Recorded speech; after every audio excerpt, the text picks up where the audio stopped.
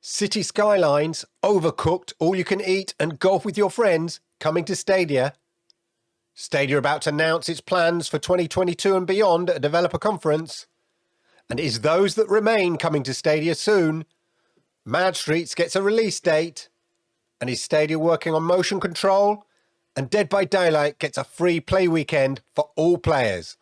All this and much, much more in this week's Stadia TL. Let's get to it.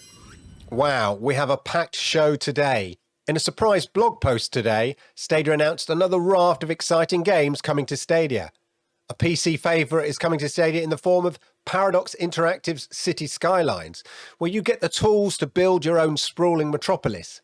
In this award-winning and best-selling management and simulation game, you get to build the city of your dreams.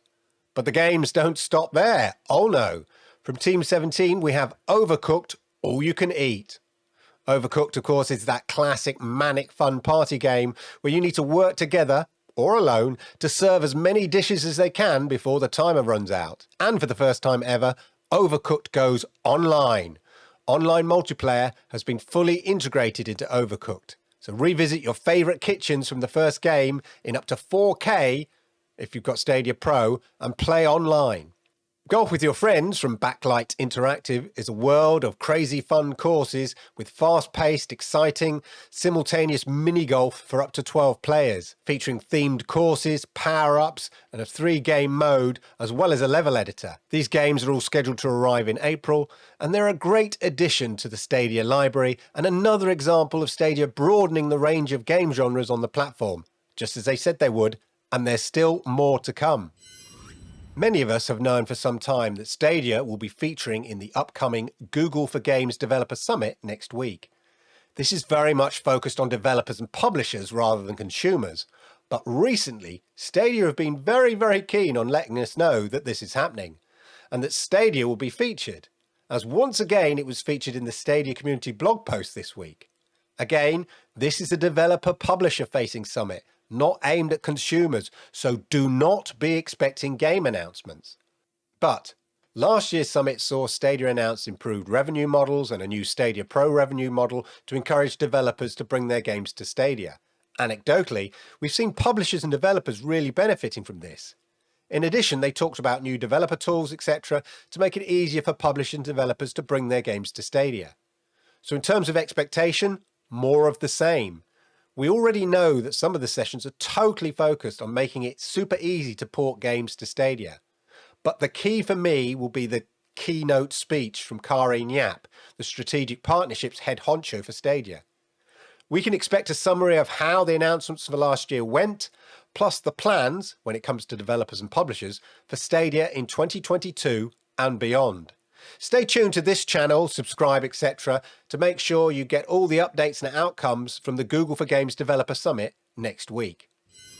Those That Remain is another game from Wired Productions. As mentioned on Stadia Monday Night Chat, Wired Productions have hinted it is their intent to bring as many of their games to Stadia as possible, with Deliver Us the Moon being announced last week, and now the recent sighting of Those That Remain being rated for Stadia on the ESRB.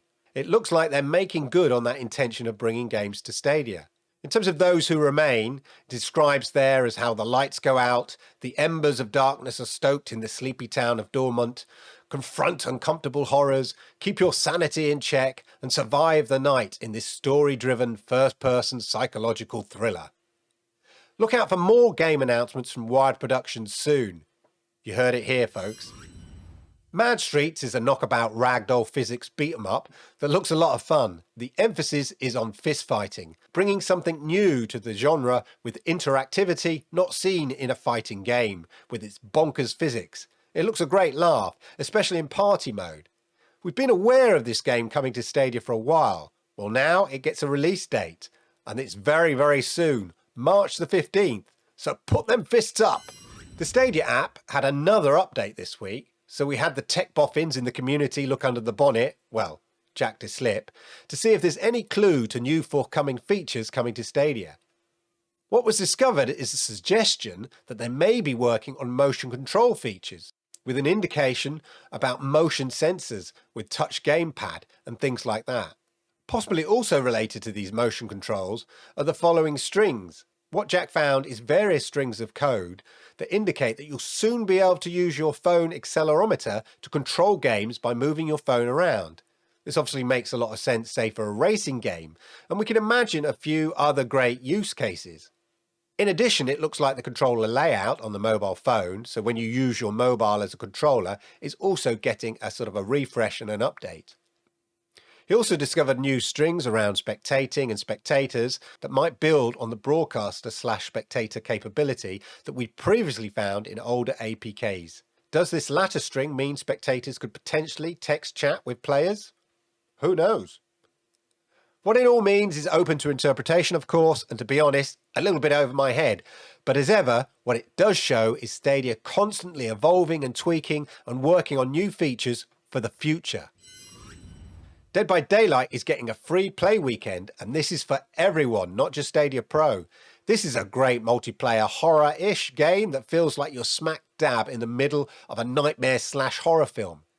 Starting from March the 10th, so this coming weekend, all Stadians, so as I said, it's not just for Stadia Pro members, it's for anybody, will have the chance to play Dead by Daylight, the multiplayer action survival horror game, for no cost. The full game will be available until the end of the day on March the 14th. It comes just as they have released a new chapter for the game in store.